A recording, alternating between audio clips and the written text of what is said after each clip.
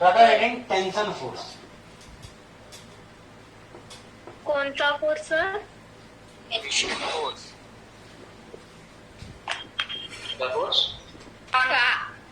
Exam जब आता है पास में, तो सबको है टेंशन फोर्स। हाँ जब एग्जाम आ जाता है ना, तो एग्जाम के 1-2 दिन पहले जो होता है दिमाग में वो वाला फोर्स आ जाना टाइम।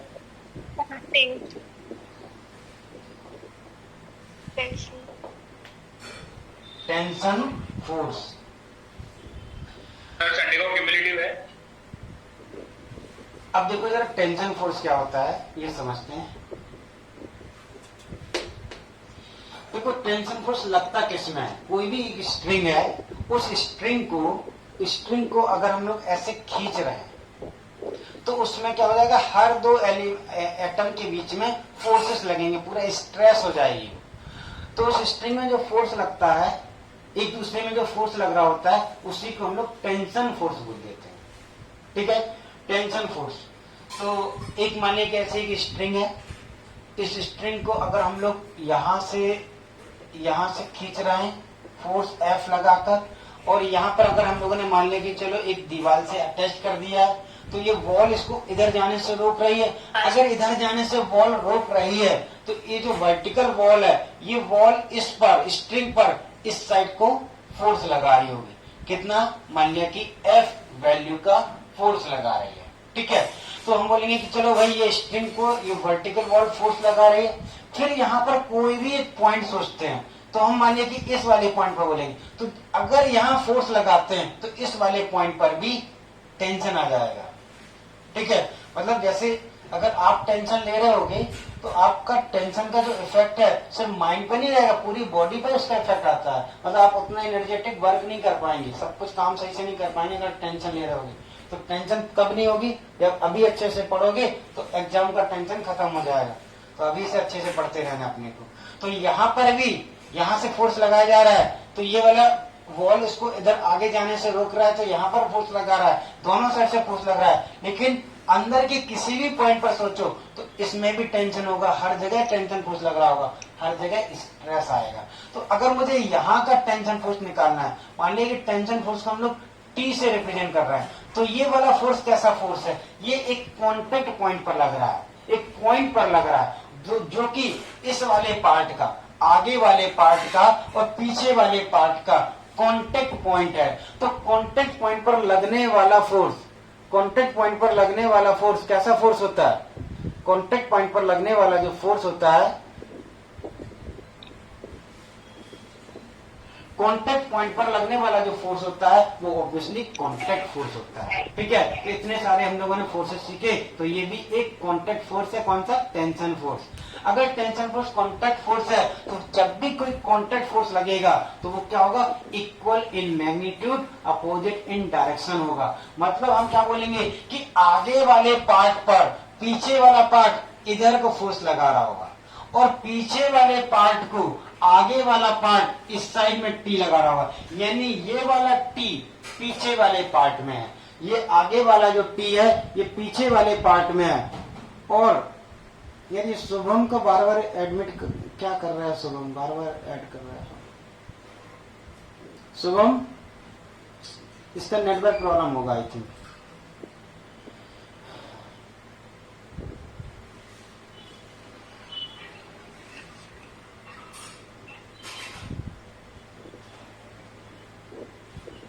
हाँ, तो देखो ये वाला जो टेंशन फोर्स T है, ये टेंशन फोर्स T आगे वाले पार्ट की वजह से पीछे वाले पार्ट में लगा है। ठीक है, और ये वाला जो टेंशन T है ये आगे वाले पार्ट पर पीछे वाले की वजह से लग रहा है। ये क्लियर समझ में आ रहा है अपने को? तो यहाँ पर अगर देखें, अगर यहाँ पर तो ये जो वर्टिकल वॉल है ये अगर ऐसे में F फोर्स लगा रही है तो बोलेंगे रिपीट कीजिए। क्या हुआ? डाउट आपस में बात मत करो बेटा, क्या है? कुछ मुझसे पूछना है? रिपीट करो। रिपीट कर। हाँ सुनो, धीरे धीरे सुनो, रुको, बार बार हम बताएंगे, चिंता मत करो। देखो जरा, यहाँ पर हमने बोला कि स्ट्रिंग का ये जो पॉइंट है ये टेंशन में है, इसमें स्ट्रेस है, तो इस वाले पॉइंट पर टेंशन फोर्स कितना है ये पता करना। तो टेंशन फोर्स कितना अगर मालूम करना है तो हम बोलेंगे कि आगे वाले पार्ट की वजह से, आगे वाले पार्ट को अगर ऐसे आगे को खींचा जा रहा है तो उस पार्ट की वजह से पीछे वाले पार्ट पर आगे की डायरेक्शन में फोर्स लग रहा होगा, और जो आगे वाला जो पार्ट है उस पर पीछे वाले की वजह से इस साइड में फोर्स लग रहा होगा। तो ये हो गया टेंशन फोर्स टी। अब मैं क्या कर रहा हूं, सिर्फ मैं आगे वाले पार्ट का एफबीडी बना रहा हूं और पीछे वाले पार्ट का ही बनाऊंगा।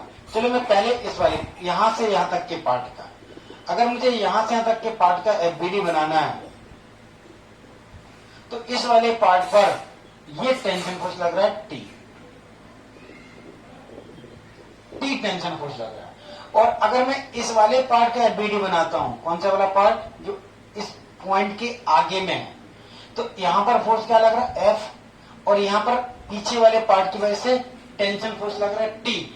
अब मुझे बताओ, जिस लॉजिक से मैंने बोला था कि ये जो दीवार है इसको एफ फोर्स लगाना पड़ेगा, वो लॉजिक क्या था कि ये जो स्ट्रिंग है ये अगर यहाँ रुकी हुई है, फोर्स से हम लोग ऐसे खींच रहे हैं लेकिन स्ट्रिंग टूट नहीं रही है, ब्रेक नहीं हो रही, रुकी हुई है, तो फिर ये जो वर्टिकल वॉल है हमारे फोर्स को बैलेंस करने के लिए इस स्ट्रिंग में इस साइड को फोर्स लगा रही होगी। सेम लॉजिक यहाँ पर है कि ये वाला जो पार्ट है, इस पार्ट में इस पॉइंट पर आगे एफ लग रहा है, तो जो इधर पर जो फोर्स इस साइड को लग रहा होगा दूसरे पार्ट की वजह से टेंशन फोर्स जिसको हमने नाम दिया, वो फोर्स इस एफ को बैलेंस कर रहा होगा।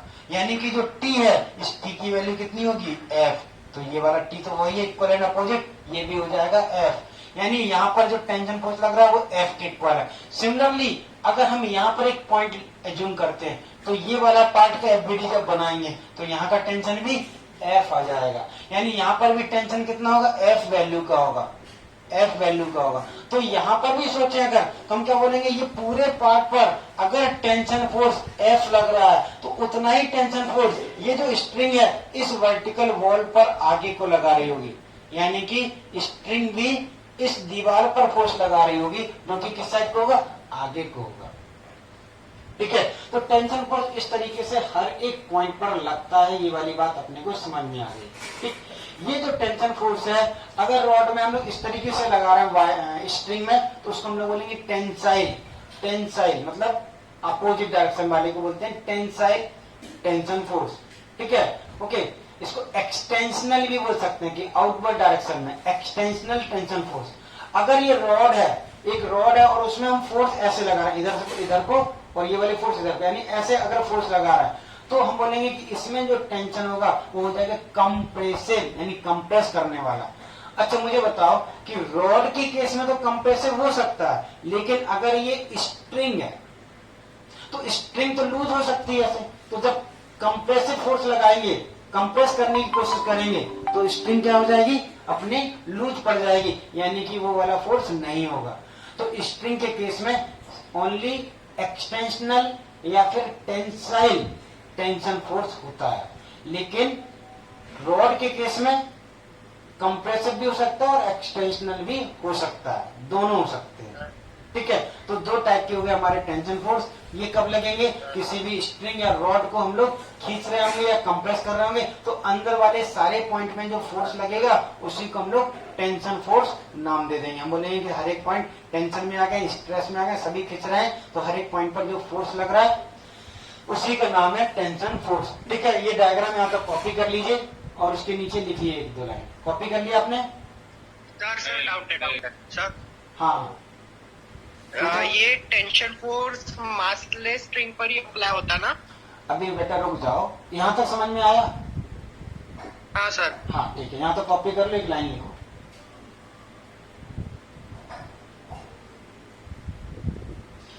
कॉपी कर लिया? जल्दी करो कॉपी। नहीं सर, एक minute.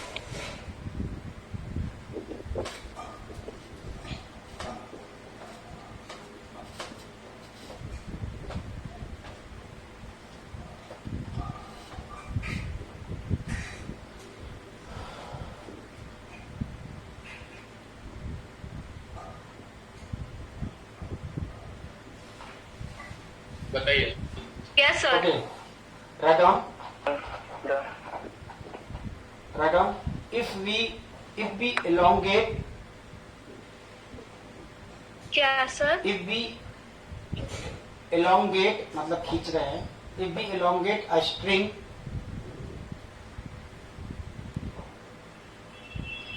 then if we elongate a string, then a force acts on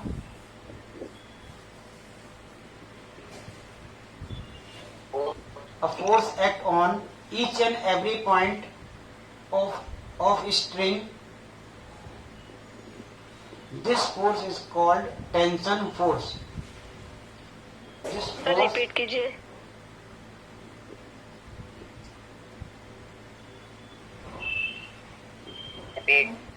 this force is called tension force. Sir each and every point की बात क्या है? Each and every point, a force acts on each and every point. This force is called tension force. इसी के बाद ही यही वाला है. This force is called tension force.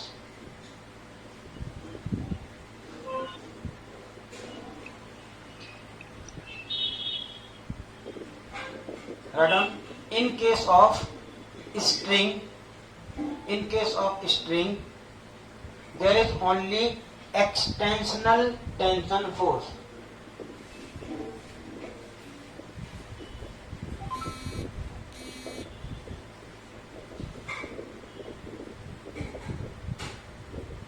Extensional tension force. But in case of rod,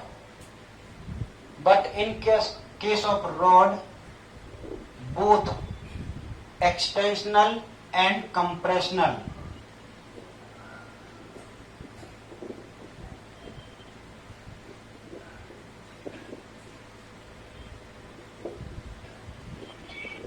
Tension force acts. Both extensional and compressional tension force acts. In case of rod, both extensional and tensional force act.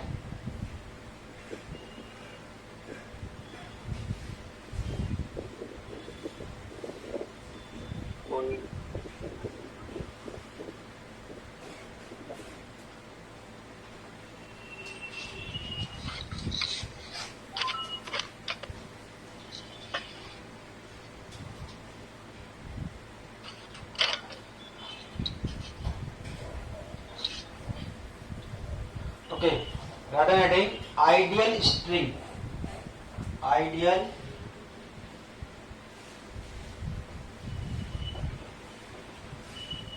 string. Ideal string क्या होती है? अगर string का मास नहीं है, मतलब massless string है, okay, इसकी जो लेंथ है वो फिक्स्ड लेंथ है, मतलब लेंथ ऐसा नहीं कि बढ़ती चली जा रही, इलास्टिक नहीं है. स्ट्रिंग मतलब स्ट्रिंग, रोप, रस्सी है, ठीक है, इलास्टिक नहीं है. इलास्टिक अलग चीज हो गया, रबड़ नहीं है, ओके. तो लेंथ फिक्स्ड हो, मास नहीं हो मतलब मासलेस हो, ठीक है, और फ्लेक्सिबल हो मतलब मोड़ना है तो मोड़ जाएगी. स्ट्रिंग है मतलब मोड़ नहीं सकती, रोप है तो मोड़नी चाहिए, मतलब ऐसे अगर पुली के ऊपर से ऐसे डालना है तो मुड़ के ऐसे हो जाएगी. जैसे टर्न करना है, जब जरूरत पड़ेगी वो टर्न होती जाएगी, और जब भी जो भी पार्ट यहाँ आएगा वो सब मुड़ता चला जाएगा, ओके. तो ये 3 पॉइंट होने चाहिए. क्या क्या? 100% फ्लेक्सिबल, मासलेस, और एक चीज और बोला था मैंने, मासलेस होना चाहिए, फ्लेक्सिबल होना चाहिए, और क्या बोला था? Fixed length. फिक्स्ड लेंथ, ठीक है. चलो जरा लिखो, जरा write down. If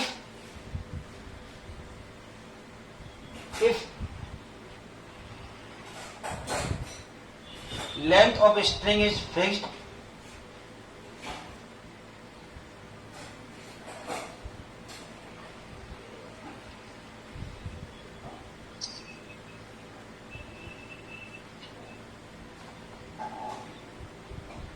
its mass is negligible, comma करके लिख लीजिए, its mass is negligible.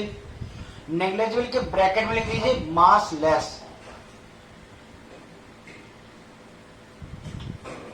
और ऐड करिए एंड इट इज फ्लेक्सिबल.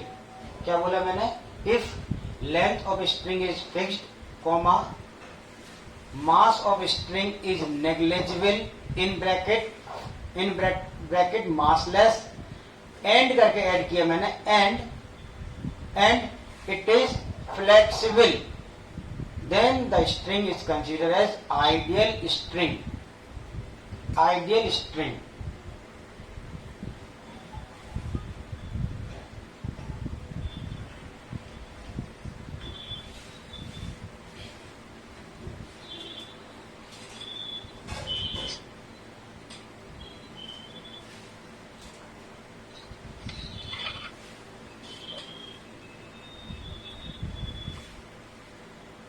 तो पहले हम लोग आइडियल स्ट्रिंग में टेंशन निकालना सीखेंगे और फिर नॉन आइडियल के लिए सीखेंगे।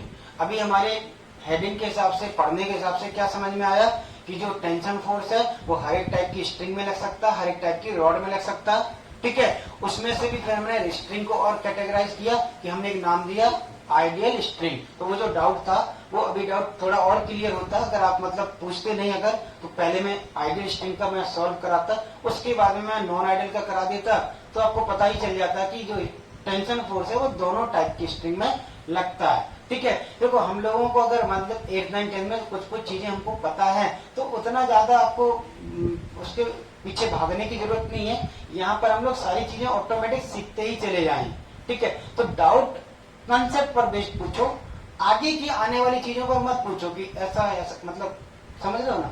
थोड़ा सा अपने आप को मॉडिफाई करो अब, अदरवाइज आपको मुझे रोकना पड़ेगा। मुझे अच्छा नहीं लगता कभी भी डाउट के लिए रोकना, क्योंकि डाउट बताना बहुत इंपॉर्टेंट होता है, ठीक। तो खुद से सोचते जाओ कि क्या होता है। देखो मैंने इतनी बात अभी जो बोली वो भी फालतू हो गया था, टाइम बर्बादी हो गया जो भी मैंने अभी बोला, ठीक। क्यों बोला, क्योंकि आपने वो ऐसा डाउट पूछ लिया था इसलिए मुझे बोलना पड़ा।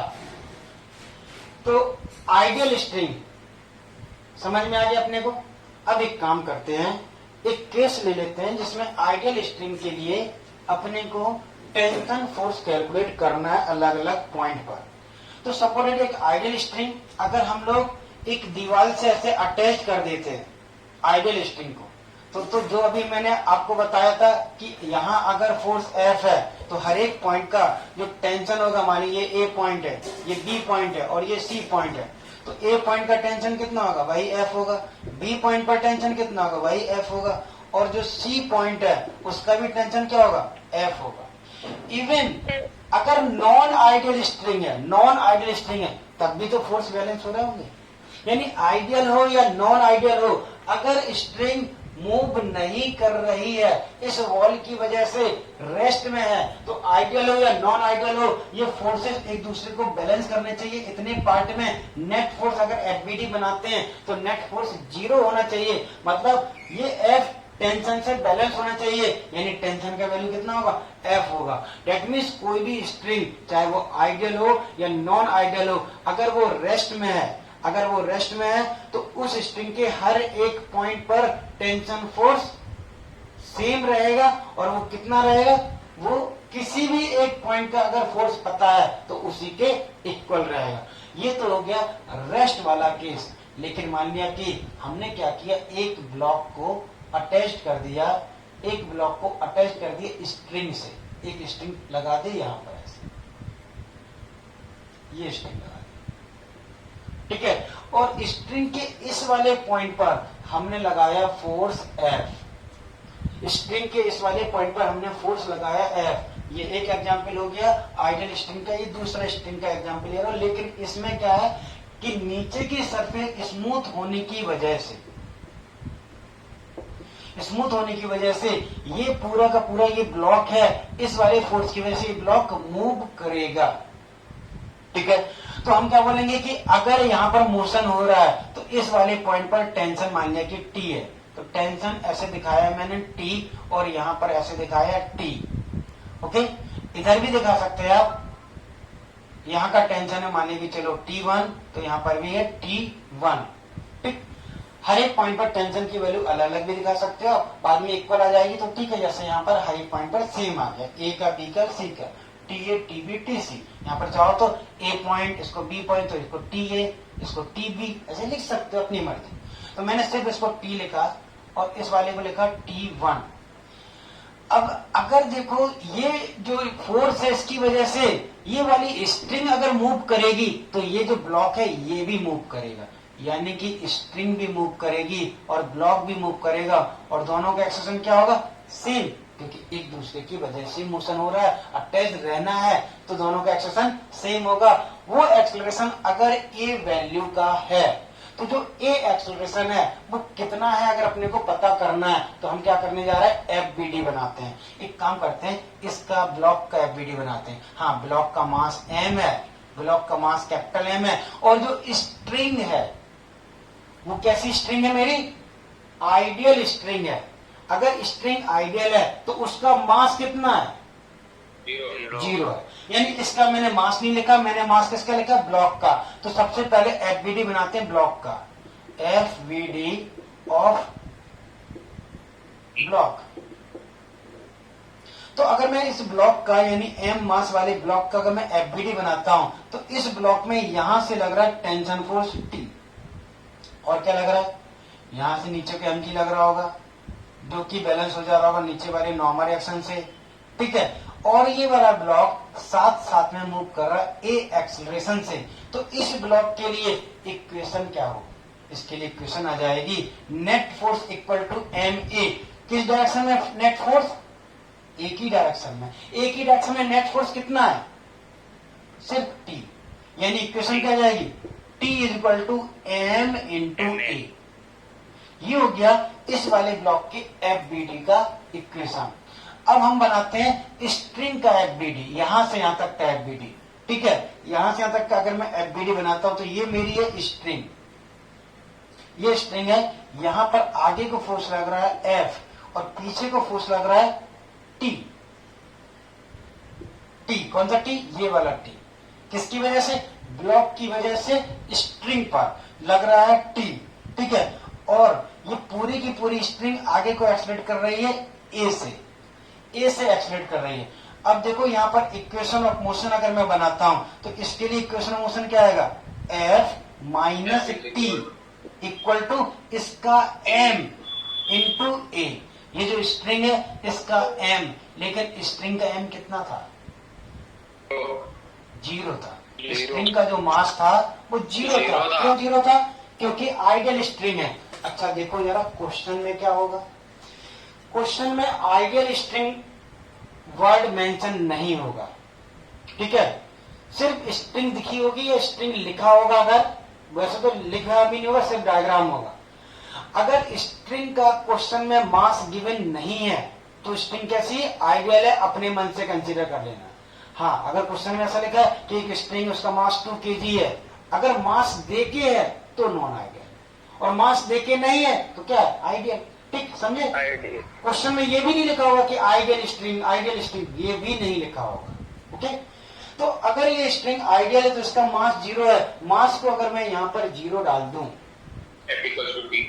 तो F इक्वल टू टी हो जाएगा। अगर मैं मास को 0 डाल देता हूं तो F इक्वल टू टी हो जाएगा, ठीक है। मास को अगर मैं 0 डाल देता हूं तो F इक्वल टू टी हो जाएगा। और अगर F इक्वल टू टी है तो F को अगर मैं यहां डाल दूं तो मुझे मिल जाएगा एक्सेलरेशन, ठीक है। इस इक्वेशन को नाम दे दो 1, इसको नाम दे दो 2, तो ये 2 से आ गया, ये 2 से आ गया। अब 1 में इसकी वैल्यू डाल देते हैं, तो फ्रॉम 1 में वैल्यू डालेंगे तो अपने को क्या मिलेगा, टी की जगह F डालना है, तो F is equal to capital M A, तो A इक्वल टू हो जाएगा F divided by capital M, यानी कि एक्सेलरेशन A मिल गया जो कि आया F बाई कैपिटल एम, ठीक है। अच्छा देखो, अगर हम ऐसा सोच के चले कि ये जो बॉडी है, इस बॉडी में F अगर बाई चांस T के इक्वल नहीं है, या उल्टा बोलो, जो T है वो अगर F के इक्वल नहीं है तो एक्सेलरेशन क्या होगा, अपॉन में n। एक्सेलरेशन क्या होगा, यहाँ आंसर आ चुका है अपना, एक्सेलरेशन वगैरह आ चुका है, कैसे निकालना ये हम लोग समझ चुके हैं। एक बार मुझे ये बताओ कि अगर इस वाली स्ट्रिंग के इस इक्वेशन में मैं m को अगर अपॉन में लेके आ रहा हूं और मैं बोल रहा हूं कि ऐसे कैसे मान लें कि ये जो t है वो f के इक्वल है, ठीक है, हम नहीं मान रहे हैं, ठीक, हम m की वैल्यू यहां नहीं डाल रहे हैं, यहां अगर डाल रहे हैं, हम बोले हम हम इधर नहीं डालेंगे, पहले नहीं डालेंगे, हम बाद में डालेंगे, यहां डालेंगे। ठीक, मैंने क्या किया, मैंने m को यहां डाल दिया, यहां डाला तो टी एफ के इक्वल आ गया। ठीक, टी एफ के इक्वल आ गया तो एक्सेलरेशन फिर बाद में निकाली हमने वहां से। लेकिन मान ली कोई बोले कि नहीं मैं एक्सेलरेशन इस इक्वेशन से निकालना चाहता हूं, तो बताओ क्या होगा। m को अगर हम यहाँ 0 डालेंगे तो ये क्या हो जाएगा, इनफाइनाइट ऐसा लगेगा। क्या इनफाइनाइट एक्सेलरेशन हो सकता है? किसी भी बॉडी का मैक्सिमम जो वेलोसिटी है स्पीड ऑफ लाइट ही हो सकती है। अगर कोई भी बॉडी, कोई भी पार्टिकल अगर स्पीड ऑफ लाइट से मूव करने लगा तो वो पार्टिकल, वो मास नहीं रहेगा, वो फोटोन में कन्वर्ट हो जाएगा। ठीक है, ओके। कब? जब वो मास, वो पार्टिकल अगर c से मूव करने लगे। Special theory of relativity Einstein ने बताया है कि अगर कोई मास, m मास अगर c वेलोसिटी से मूव करने लगे तो वो फोटोन में कन्वर्ट हो जाएगा, और उस मास की जो एनर्जी होगी, मतलब फोटोन बन चुका, तो फोटोन बने हुए फोटोन की जो एनर्जी होगी वो एनर्जी होगी m इंटू सी स्क्वायर। सी क्या है? Speed of light, m c square. m मास अगर फोटोन में कन्वर्ट हुआ तो उस फोटोन की एनर्जी होगी m इंटू सी स्क्वायर, और फोटोन की एनर्जी अगर m इंटू सी स्क्वायर है तो एनर्जी इक्वल टू होता है h into new, h into frequency. किससे? प्लैंक्स लॉ से, केमिस्ट्री में पढ़ा होगा। तो इस f वाली फ्रीक्वेंसी का वो फोटोन बन जाएगा। यानी m मास अगर c से मूव करने लगा तो वो फोटोन बन जाएगा। उस फोटोन की एनर्जी होगी m c स्क्वायर, और उसी एनर्जी को हम लिख सकते हैं h इंटू एफ, यानी फ्रीक्वेंसी वहां से हम निकाल सकते हैं। ठीक है, तो फोटोन में कन्वर्ट हो जाता है। ठीक, तो अगर c से मूव करने लगा तो मतलब वेलोसिटी ही मैक्सिमम c हो सकती है, तो एक्सेलरेशन उससे ज्यादा कैसे हो सकता है? इनफाइनाइट हो ही नहीं सकता। यानी कि किसी भी मासलेस, मास 0 डाला था, किसी भी मासलेस बॉडी का एक्सेलरेशन, इवन थोड़ा सा भी एक्सेलरेशन अगर हो रहा है तो एक्सेलरेशन की वजह से बॉडी का वेलोसिटी बढ़ता जाएगा और इनफाइनाइट हो जाएगा। तो किसी भी बॉडी का एक्सेलरेशन, मतलब अगर मास 0 है तो उस बॉडी पर नेट फोर्स 0 होना ही चाहिए, अदरवाइज क्या आ जाएगा? एक्सेलरेशन आ जाएगा, और वो भी कितना आ जाएगा? इनफाइनाइट आ जाएगा। दैट मीन्स किसी भी मासलेस बॉडी का, अभी स्ट्रिंग की बात नहीं कर रहे हम सभी की बात कर रहे हैं, तो किसी भी मासलेस बॉडी का जो नेट फोर्स होगा वो हमेशा 0 होगा। तो अगर नेट फोर्स ही 0 होगा, एफ नेट 0 होगा हमेशा। किसके लिए? For massless bodies.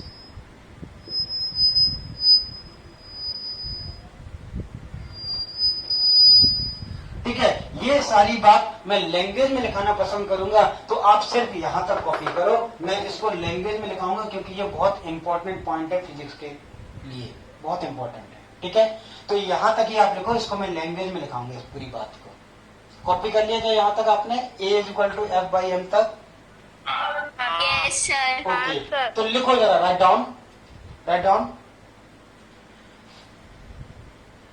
Net force, star बना के लिखो, net force on any massless body, net force on any massless body should be 0. Net force on massless body should be 0.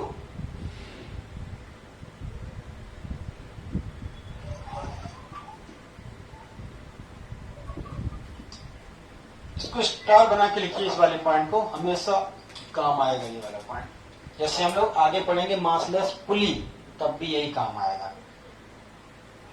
अब देखो, ध्यान से देखो, मुझे ये बताओ कि ये जो ब्लॉक है, इस ब्लॉक में अगर हम लोग डायरेक्टली एफ फोर्स लगाते, अगर डायरेक्टली यहीं पर फोर्स लगा देते एफ, तो एक्सेलरेशन क्या होता?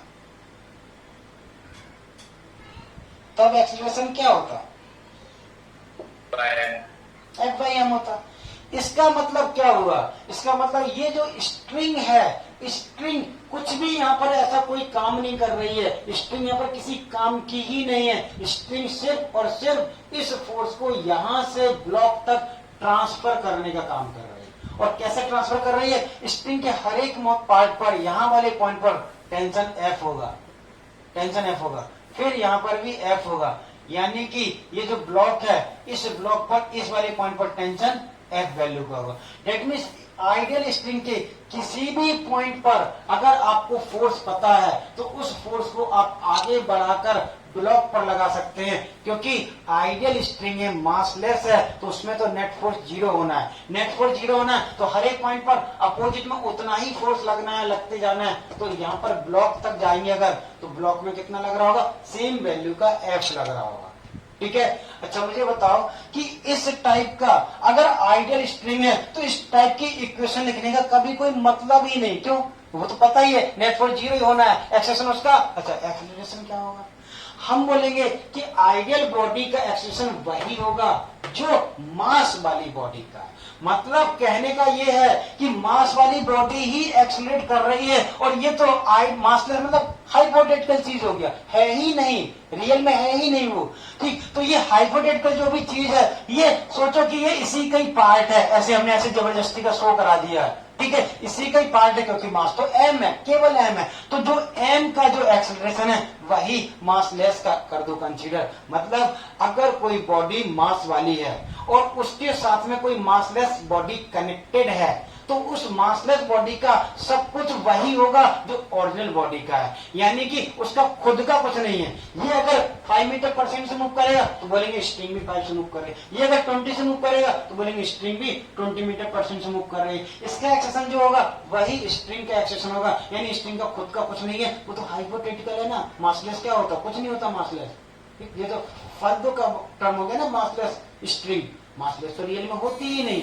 ठीक है, तो अगर हम हाइपोथेटिकली चल रहे हैं तो हम क्या बोलेंगे, मासलेस स्ट्रिंग है अगर, या कोई भी मासलेस ऑब्जेक्ट है अगर, तो उसका खुद का कुछ नहीं है, जो ओरिजिनल बॉडी का वही इसका है। मतलब इसका एक्सेशन F बाई कैपिटल है, किसका? स्ट्रिंग का। यानी स्ट्रिंग का एक्सेशन वही जो ओरिजिनल बॉडी का। स्ट्रिंग पर जो फोर्स लग रहा है उसको पहुंचा दो ओरिजिनल बॉडी पर, और ओरिजिनल बॉडी पर पहुंचाकर एक्सेशन निकाल लो। यही अपने को करना है। ठीक है, ओके, चलो अब आगे बढ़ते हैं। अगर बाई चांस एक जो स्ट्रिंग है उस स्ट्रिंग को हम लोग दो ब्लॉक के साथ में अटैच कर देते हैं। चलो ठीक है, क्वेश्चन ही लिखो, write down. Find out tension force in string in following cases. Find out tension force in string in following cases.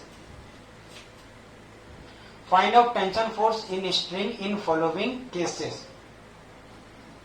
First case, first question.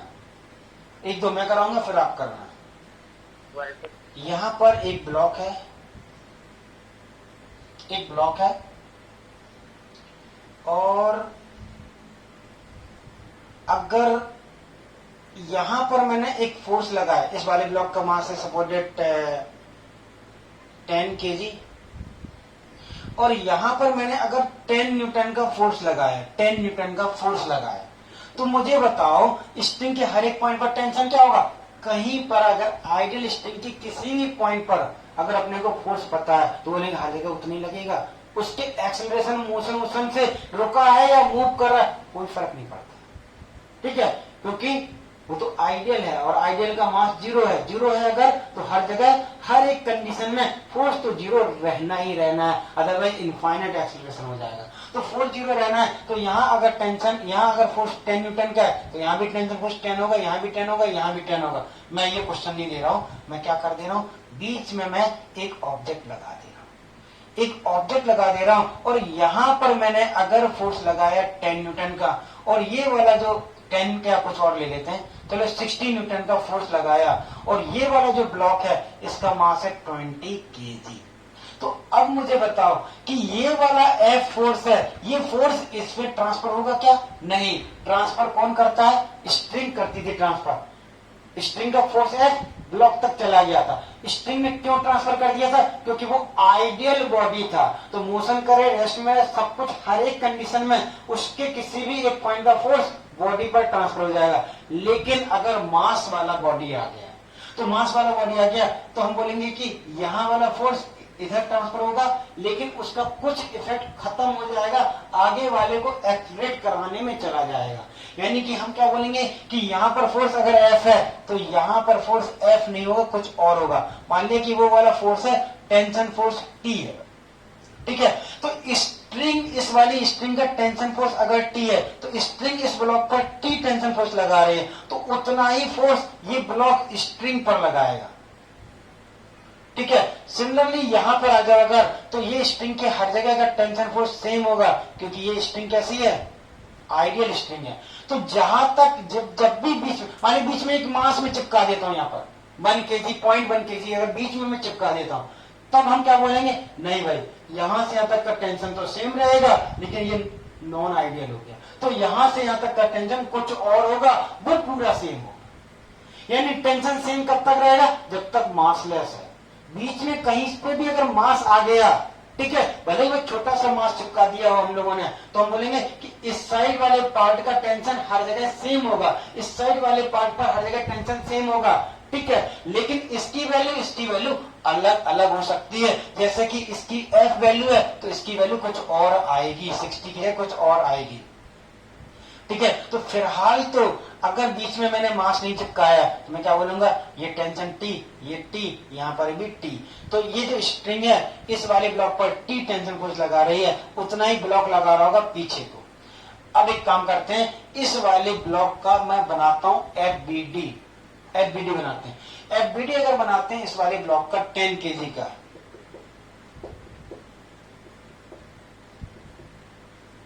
तो 10 kg का एफबीडी क्या होगा, इसमें आगे को लग रहा है टेंशन फोर्स टी, ये वाला दिखाया मैंने। क्यों ये वाला दिखाया, क्योंकि मैं एफबीडी बना रहा हूं ब्लॉक का, मैं एफबीडी ब्लॉक का बना रहा हूं, ना कि स्ट्रिंग का बना रहा हूं। जब स्ट्रिंग का बनाएंगे तो स्ट्रिंग पर ब्लॉक की वजह से पीछे को, ब्लॉक पीछे को खींच रहा है, मतलब स्ट्रिंग उसको आगे ले जा रही है, तो वो उसको कोशिश कर रहा है कि उतना आगे नहीं जाए, खींचे नहीं, अपोजिट में लगा।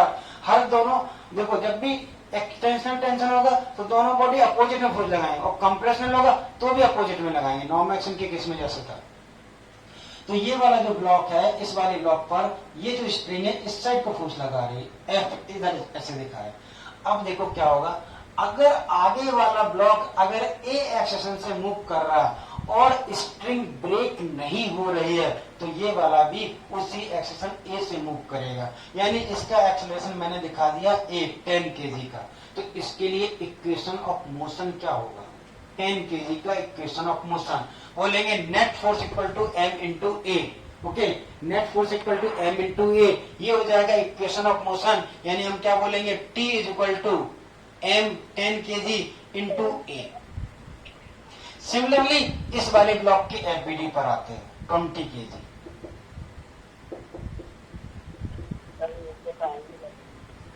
20 kg का अगर मैं एफबीडी बनाता हूं तो 20 kg में आगे को लग रहा है फोर्स एफ 60 न्यूटन और पीछे को लग रहा है कितना, टी लग रहा है, ठीक है। कौन सा वाला टी, ये वाला टी पीछे को लग रहा है, ठीक है।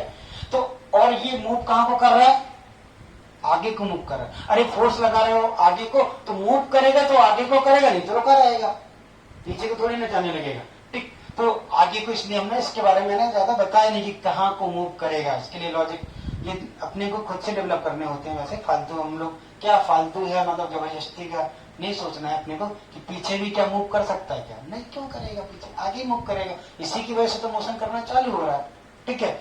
ओके, तो एफ की वजह से ये वाला ब्लॉक आगे मूव करना चालू कर रहा है। तो जो एक्सेशन ए होगा उसकी वैल्यू अगर निकालनी है तो net force that means F minus T equal to 20 kg, इसका मास कितना है 20 kg इंटू ए।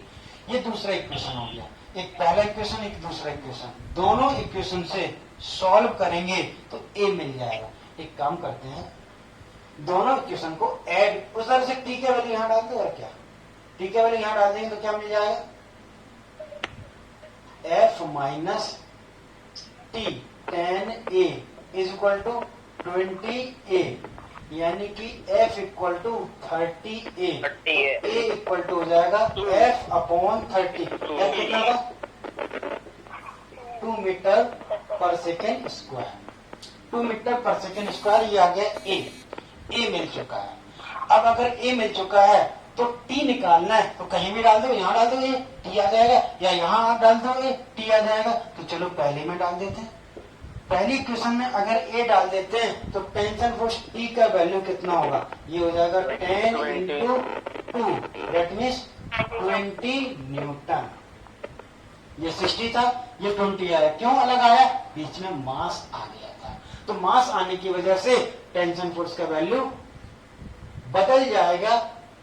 मास जब भी आएगा तो हम यहाँ का फोर्स यहाँ ट्रांसफर नहीं करेंगे, लेकिन अगर स्ट्रिंग है तो हम बोलेंगे हर जगह सेम है, जो फोर्स यहाँ लग रहा है वही यहाँ लगेगा। ओके, ठीक है। सेकेंड एग्जाम्पल कॉपी कर लो इसको। सेकेंड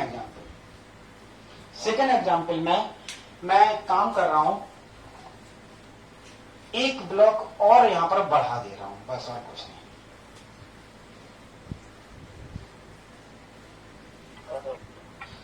अगर मैं 3 ब्लॉक ले लेता हूं यहां पर, सपोज एक ब्लॉक ऐसा है, एक और ब्लॉक ले रहा हूं मैं, और एक और ले लेता हूं, 3 ब्लॉक ले रहा हूं मैं।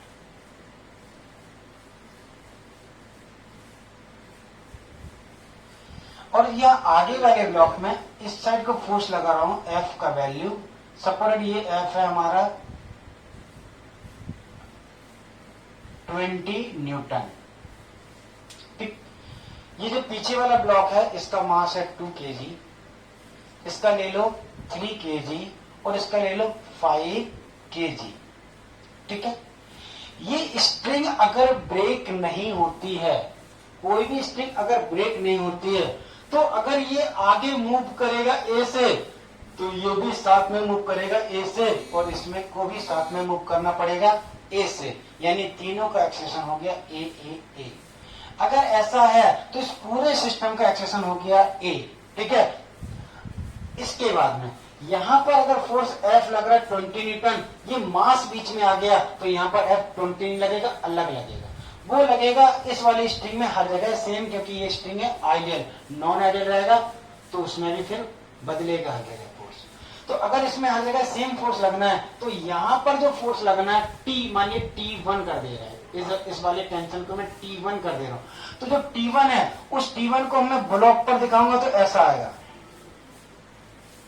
T1, और यहां दिखाऊंगा तो ऐसा आएगा। ये वाला T1 मैंने किस पर दिखाया, 5 kg ब्लॉक पर दिखाया, और ये वाला T1 3 kg ब्लॉक पर दिखाया। दोनों सेम क्यों दिखाए, क्योंकि दोनों इसी स्ट्रिंग की वजह से लग रहा है। इस स्ट्रिंग की वजह से इस पर टेंशन फोर्स T1, तो उतना ही हर जगह टेंशन रहेगा, सेम रहेगा, तो यहाँ पर भी टेंशन फोर्स T1 रहेगा।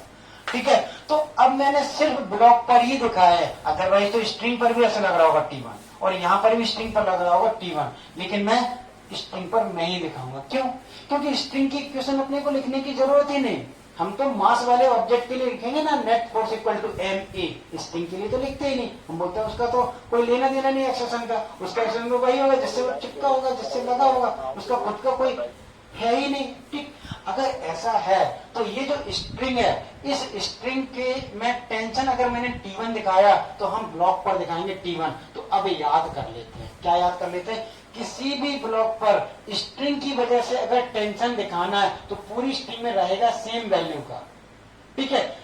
जो भी वैल्यू है, मान लिया T1 है, तो T1 को जब दिखा रहे होंगे तो डायरेक्शन क्या होगा, तो ब्लॉक से स्ट्रिंग की तरफ, ब्लॉक पर लगने वाला जो टेंशन होगा ब्लॉक से स्ट्रिंग की तरफ, यानी टुवर्ड्स स्ट्रिंग। देखो जरा, ये वाला टेंशन भी टुवर्ड्स स्ट्रिंग, यानी टेंशन फोर्स आपको टुवर्ड्स स्ट्रिंग ही हमेशा दिखाना है। सिमिलरली यहां पर आ जाओ, इस वाले ब्लॉक पर टेंशन इस साइड को लग रहा होगा, इस वाले ब्लॉक पर टेंशन इस साइड को लग रहा होगा, लेकिन ये टेंशन T1 नहीं होगा, क्योंकि बीच में मास आ चुका है। तो इसका कुछ और नाम दे दो, T2, तो ये भी होगा T2।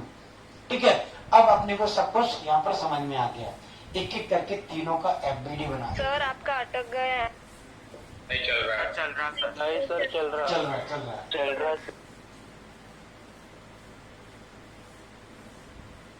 चल रहा है।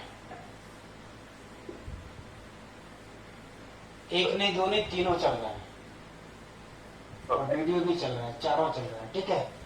ए से वीडियो भी चल रहा है, ए एक्सीलरेशन से। इसका बनाया मैंने FBD, आगे दिखाया ए, टेंशन फोर्स आगे का T2, मास 2 kg। बताओ इसके लिए इक्वेशन ऑफ मोशन क्या होगा, 2A T2 equal to 2 into ए। चलो जरा अगले वाले ब्लॉक पर आ जाते हैं। आगे लग रहा है T1, पीछे लग रहा है T2, ठीक है। आगे को एक्सेलरेशन है a और मास है 3 kg। T1 minus T1 minus T2 equal to 3 into A. Very good. इसका बताओ, आगे को F, पीछे को T1, मास 5 kg, क्या आएगा equation? F minus T1 equal to 5A, ठीक है। Okay, F minus C1 equals to 5A. 5A। चलो अब एक काम करते हैं, ये जो T1, T2, T3 इन सभी को सॉल्व करने के लिए तीनों इक्वेशन को सॉल्व करते हैं और ए निकालने की कोशिश करते हैं। अच्छा देखो जरा, पहली इक्वेशन को अगर दूसरे में ऐड कर दें और तीसरे को भी ऐड कर दें, अगर तीनों को ऐड कर दें, first plus second plus third, तो बताओ क्या आएगा? ये वाला इससे कट जाएगा और ये वाला इससे कट जाएगा। F is equal to 10A। इस साइड आएगा F और इस साइड कितना जाएगा? 10A। F की वैल्यू कितनी थी? 20। A ये is equal कितना हो to जाएगा? 20/10। ए आ गया 2 मीटर पर सेकेंड स्क्वायर। ए की वैल्यू यहाँ डाल दें, ए की वैल्यू अगर फर्स्ट में डाल दें तो क्या मिलेगा? सर बैकग्राउंड से आवाज आ रही है। बैकग्राउंड से आवाज मत करो। P2 मिल जाएगा 2 into 2, 4 T2 Newton. equals to 4. Mute कर लो बच्चों अपना, जिसकी भी आवाज आ रही बैकग्राउंड से। हाँ, T2 की वैल्यू यहाँ डालो तो T1 आ जाएगा। क्या आएगा? T1 minus 4 is equal to 3 into A है 2, 6, 4, 10। T1 हो गया 10, ठीक है। अच्छा, अगर हम यहाँ पर भी अगर ए की वैल्यू डालेंगे तो यहां से भी T1 आ जाएगा, यहां से भी T1 आ जाएगा। ओके, तो इस तरीके से टेंशन फोर्स रिप्रेजेंट करते हैं हम लोग, और सॉल्व करने के लिए ये हो गया हमारा तरीका सॉल्व करने का, ठीक है। ओके, चलो जरा कॉपी कर लिया आप लोगों ने? हाँ सर। हाँ सर। अब देखो, इस टाइप के क्वेश्चन को जल्दी सॉल्व करने के लिए वही सिस्टम बाउंड्री कंसेप्ट। हम क्या बोल रहे हैं कि यार तुम तीनों जब साथ साथ में एक ही एक्सेशन से एक साथ ही चल रहे हो तो तुमको एक साथ ही कर देते हैं, यानी कि सभी को एक ही सिस्टम एज्यूम कर लेते हैं। अगर एक ही सिस्टम अगर एज्यूम कर लेते हैं, बोलते एक बड़ी सी ऐसी बॉडी है, ऐसी एक अगर बड़ी सी एक बॉडी है तो इस बॉडी में इधर को फोर्स लग रहा है 10 न्यूटन और T1 इंटरनल, T2 इंटरनल, सारे कॉन्टैक्ट फोर्स इंटरनल होते हैं। और मैंने क्या बोला था, टेंशन फोर्स भी एक कॉन्टैक्ट फोर्स है, सारे कॉन्टैक्ट फोर्स इंटरनल फोर्स होते हैं। और इंटरनल फोर्सेस सिस्टम बाउंड्री पर अगर लेते हैं हम लोग तो इंटरनल एक दूसरे को हमेशा कैंसिल कर देते हैं। तो T2 ने T2 को कैंसिल किया, T1 ने T1 को कैंसिल किया, पूरे सिस्टम में एक ही फोर्स बचा। कौन सा? हॉरिजॉन्टल में एक ही बचा, कौन सा? 20 न्यूटन। F बचा। और बोला अगर कि पूरे सिस्टम में नेट फोर्स अगर F है तो net force divided by total मास 10। तो net force 20 divided by total मास, ये क्या हो जाएगा? एक्सेलरेशन हो जाएगा। एक्सेलरेशन आ गया 2 मीटर पर सेकेंड स्क्वायर। फिर मैंने बोला कि ये वाला जो है वो T2 से ढकेला जा रहा है, तो T2 इक्वल टू क्या होगा? खींचा जा रहा है बोलना चाहिए, ढकेलने फोर्स से ढकेलते थे हम लोग, और यहाँ पर खींच रहे हैं। तो अगर मान लिया कि ये जो T2 से अगर पुल किया जा रहा है, खींचा जा रहा है, तो T2 इक्वल टू क्या होगा? M इंटू ए, यानी 2 इंटू 2, T2 आ गया 4। अब अगर मुझे T1 निकालना है तो मैं क्या बोलूंगा, इस T1 से ये दोनों खींचे जा रहे हैं। कौन से दोनों? फिर से एक सिस्टम बाउंड्री ले लिया मैंने। उस सिस्टम में किन दोनों को सिस्टम में ले लिया? मैंने सिस्टम में लिया 2 kg और 3 kg को, 2 kg और 3 kg को। अरे यार सर आपकी आवाज कम आ रही। आवाज, वो माइक खराब हो गया, बैटरी डाउन हो गई माइक की। हाँ चलो मैं पास में आके बोल देता हूँ। 2 kg और 3 kg को अगर हमने एक सिस्टम में ले लिया तो क्या होगा, इस सिस्टम का टोटल मास हो जाएगा 5 kg। और इस पूरे सिस्टम को कौन खींच रहा है, T1। अगर T1 खींच रहा है तो इक्वेशन क्या आएगी, T1 equal to 5 into 2 into 2। 10। ठीक है, ओके। तो अगर कंसेप्ट समझ में आ गया है तो अगला क्वेश्चन कठिन है लेकिन आपको खुद सॉल्व करना है, आसान है आपके लिए। चलो थर्ड क्वेश्चन, यहाँ पर एक नहीं दो नहीं n ब्लॉक है।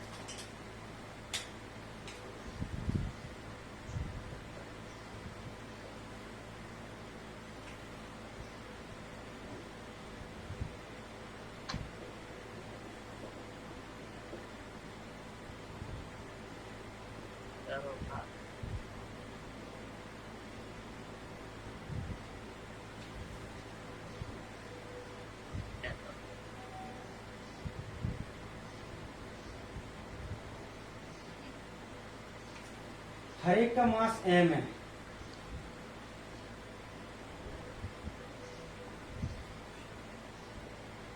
इनको खींचा जा रहा है फोर्स F से।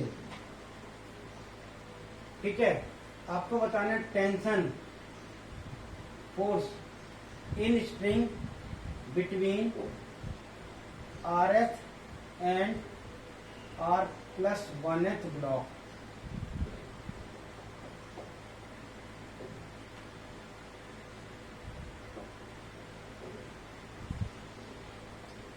Radon problem, find out tension between. अभी चैटिंग मत करो यार, तुम लोग क्या कर रहे हो, हाथ वाथ दिखा रहे हो इतना। ये हाथ कैसे दिख, क्या है ये हाथ दिखाने का, चैटिंग तो नहीं की? तो अभी लास्ट में प्रेजेंट हो रहे हो? हाँ, डाउट पूछ रहे, क्लास के बाद में प्रेजेंट हो रहे हो, शुरुआत में हाथ दिखा दिया करो। देखो जरा क्वेश्चन लिखो। सर वो डाउट पूछ रहे हैं। डाउट पूछने डाउट पूछने के लिए हाथ उठा रहे हो, पूछो पूछो। इसके पहले तो कोई डाउट नहीं है ना, सिस्टम बाउंड्री कंसेप्ट? नहीं। चलो लिखो, डायग्राम कॉपी करो, लिखो problem. Find out tension force between RH and R+1th block. Find out tension force in string, एक minute, find out tension force in string between RH and R+1th block. RH and R+1th block. Find out tension in string between RH and R+1th block.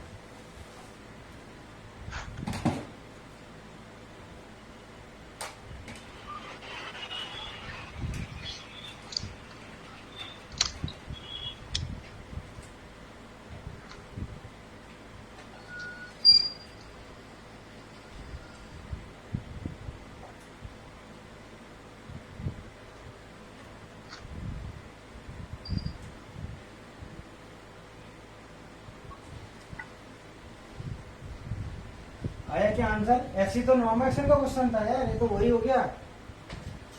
वहां पर भी तो system boundary से किया था।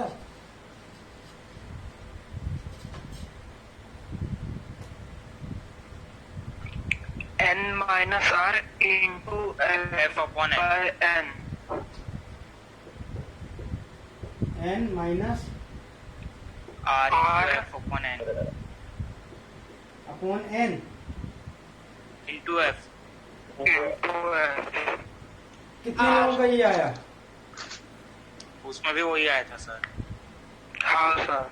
कितने लोगों का आया ये? किसी का और कुछ अलग तो नहीं आया? सेम है। किसी का अलग तो नहीं आया ना? अलग आया तो बताओ, नहीं तो मैं आगे बढ़ूं। सर आगे बढ़ो, आगे बढ़ो सर। आगे बढ़ूं, आगे बढ़ूं। सबका गलत आया। अरे भाई रटना थोड़ी ना है कि पिछले क्वेश्चन का यही आया था तो इसका भी वही आएगा, क्या बोल रहे हो? रट लिया क्या? सर नहीं, f into r upon n आएगा। हाँ हाँ सर। देखो जरा, पूरे को एक सिस्टम में लिया, पहले सिस्टम वो ही में आया लिया था तो पर मुझे लगा एक्सप्रेशन क्या गलत है। हुआ? F divided by total mass. Total mass कितना होगा? N into M. अब अपने को टेंशन कहाँ बताना है? अपने को बताना है यहां से 1 2 3 4 5 6 7 आर आ गया, ये आ गया आर। तो इसके आगे है आर प्लस वन। इस स्ट्रिंग में बताना है, इस वाली स्ट्रिंग में बताना है, यहाँ का tension force T find out करना है। अगर ये tension force T find out करना है तो ये वाला टेंशन फोर्स किनको खींच रहा है? नॉर्मल एक्शन पुल कर धकेलते थे हम लोग, पुश करते थे, और यहाँ पर पुल करना है, खींच रहा है। टेंशन फोर्स से खींचेगा, ब्लॉक को खींचना। भाई खींचना किसी ब्लॉक को तो स्ट्रिंग से बांध के खींचेंगे, और ढकेलना है तो पीछे से फोर्स लगा देंगे, नॉर्मल एक्शन। समझे? तो कितने ब्लॉक को खींच रहा है ये वाले ब्लॉक। तो अगर मैं इन वाले ब्लॉक को एक सिस्टम में ले लूं, किस किस को? 1 2 3 एंड आर, 1 2 3 एंड आर, और यहां पर बोलूं कि ये टेंशन फोर्स इन सभी को खींच रहा है, तो इन सभी का मास क्या होगा? इन सभी का मास होगा R इंटू एम। तो इक्वेशन क्या आ जाएगी?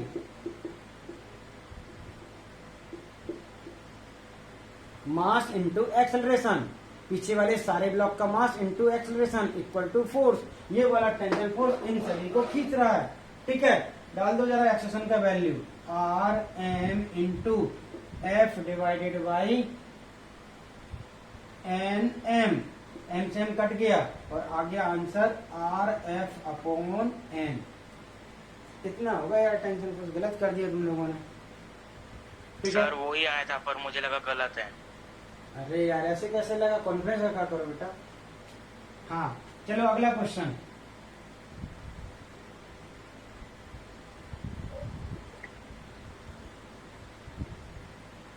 सर एक मिनट रुको।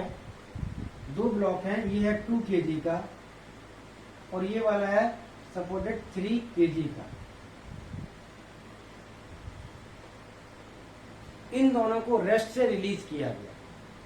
जैसे रिलीज करेंगे ये वाला नीचे जाने की टेंडेंसी रखेगा और ये वाला ऊपर जाने की टेंडेंसी रखेगा। इसका एक्सेशन अगर A1 है, इसका A2 है, तो A1 A2 में रिलेशन तो हम पहले ही निकालना सीख चुके हैं। क्या होगा रिलेशन?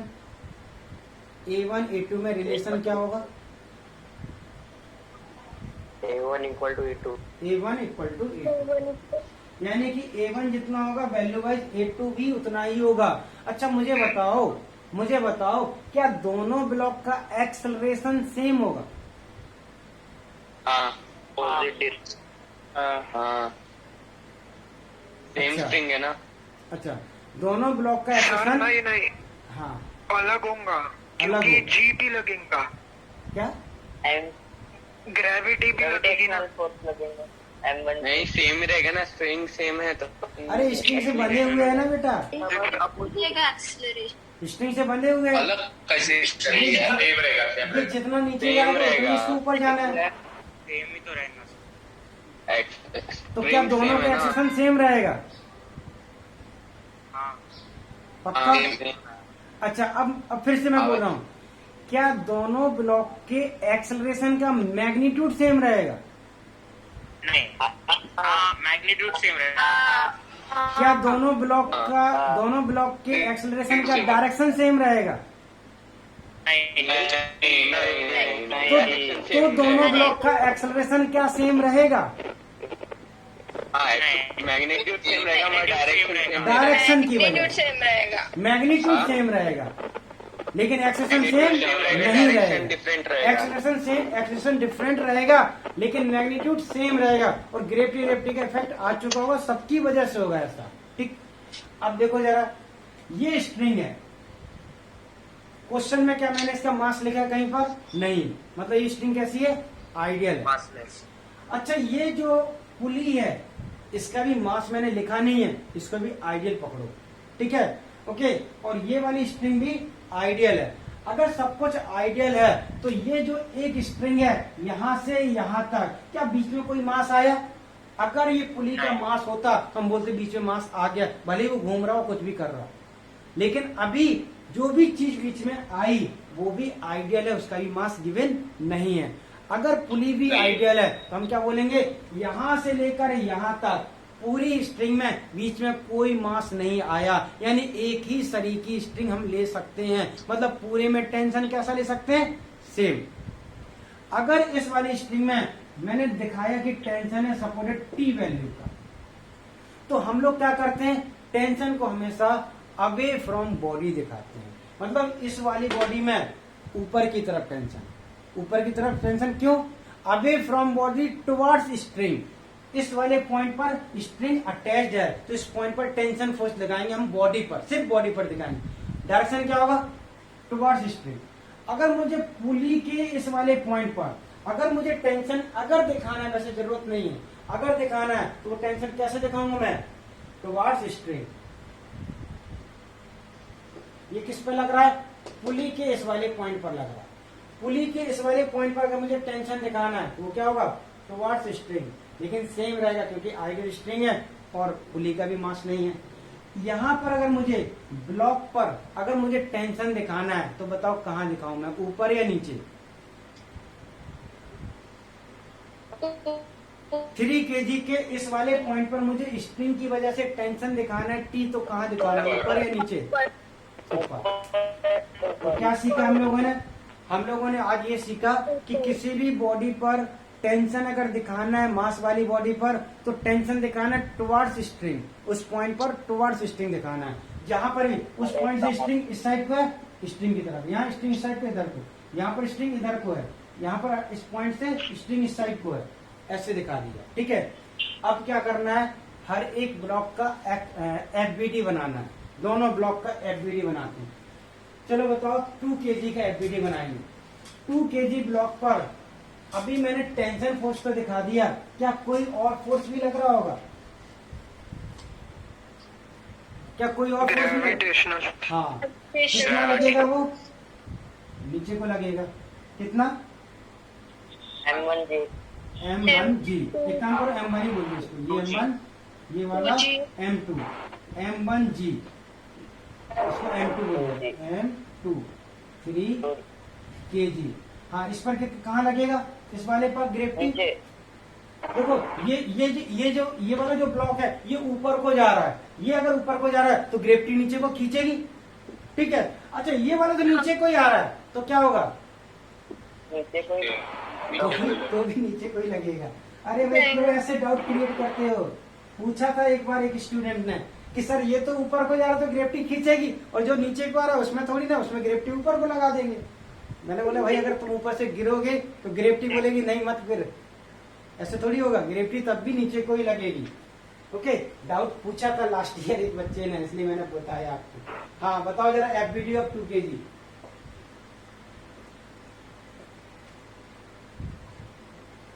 क्या होगा,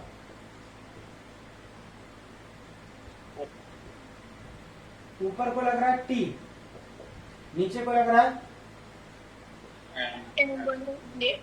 ये जा रहा है कहाँ, ऊपर। तो क्या करेंगे question, net force equal to M A. Net force किस साइड को देखेंगे, जहां ए है, ए कहाँ पर, ऊपर को, तो ऊपर की डायरेक्शन में net force equal to M A कर दो बस। T-2G is equal to MA। T minus M1G equal to M1A, T minus M1G equal to M1A। हाँ वैल्यू भी डाल देते हैं यार, क्या है, T-2G is equal to 2A।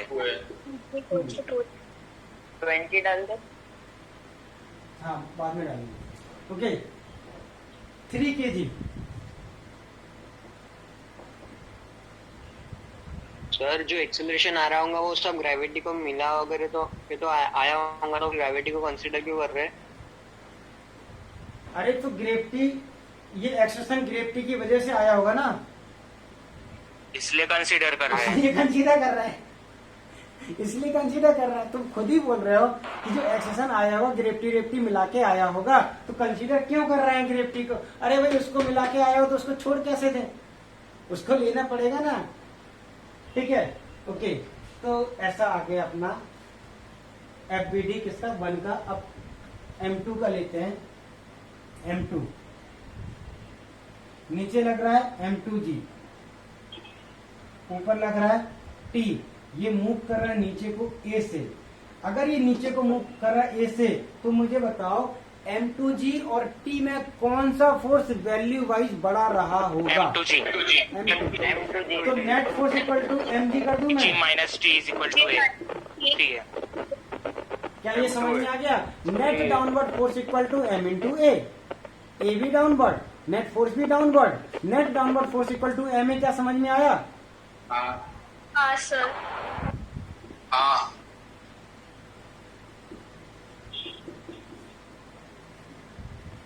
दोनों इक्वेशन है सॉल्व करना है। क्या करूं मैं? ऐड कर दूं? t से t कट जाएगा, 2g प्लस 3g कितना हो जाएगा? 5g equal to 5a। 5A। क्या हुआ? गलत हो गया।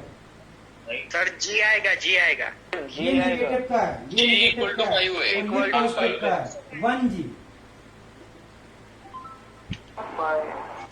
तो a कितना हो जाएगा?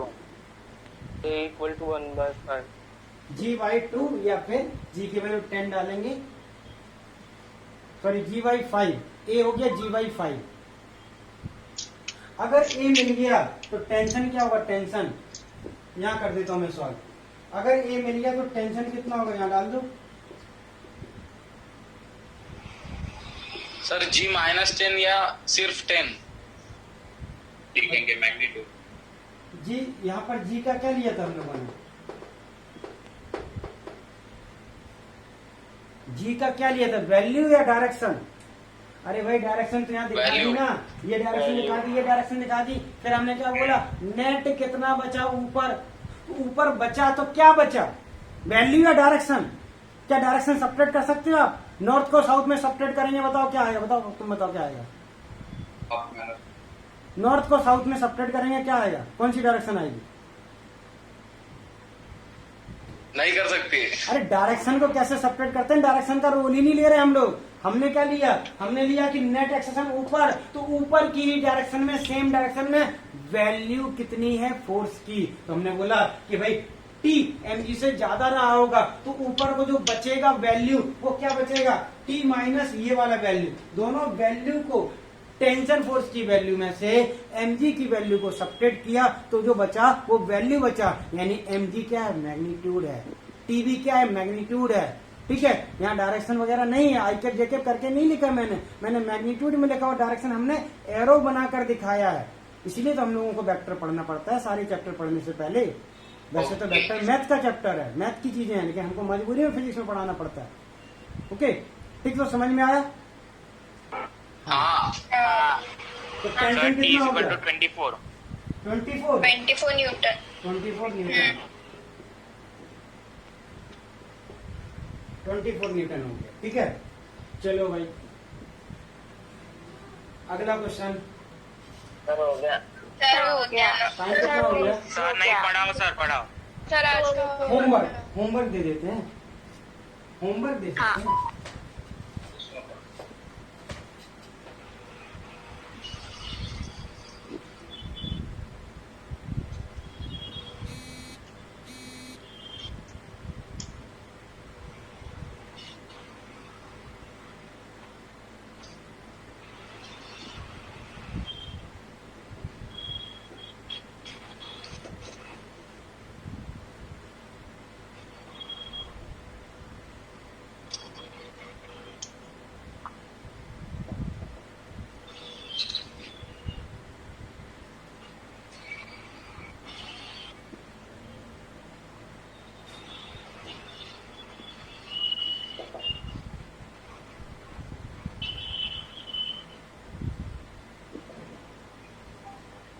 अच्छा, क्वेश्चन क्या था? हमारे सारे क्वेश्चन में ये था कि आपको फाइंड करना है टेंशन, यानी कि यहाँ पर भी आपको क्या फाइंड करना है? इस वाली स्ट्रिंग में टेंशन।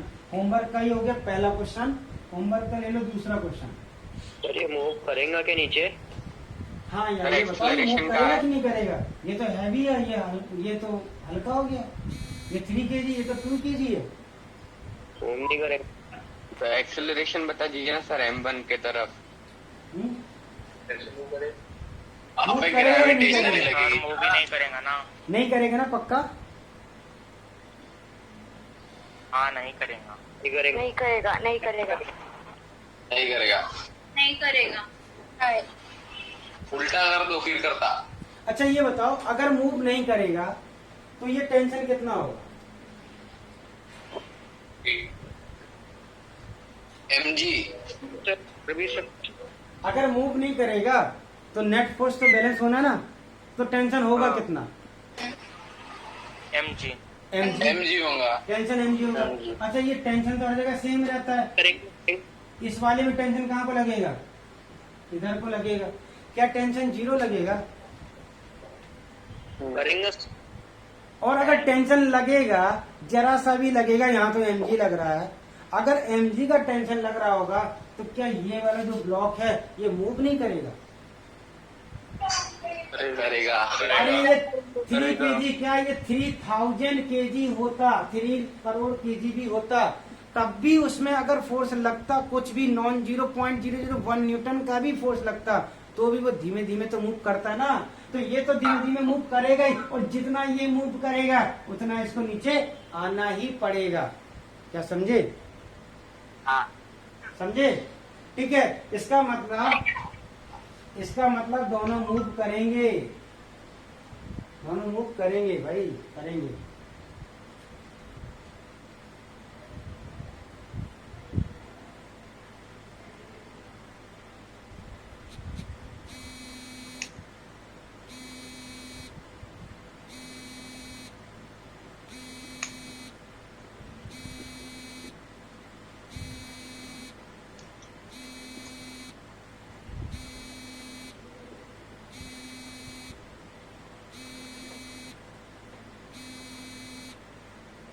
यहाँ पर ये जो स्ट्रिंग है इसमें टेंशन बताना है आपको, बड़ी वाली स्ट्रिंग में बताना है, और ये छोटी वाली स्ट्रिंग है लगे तो इसमें भी बता देना आप टेंशन, कोई दिक्कत नहीं।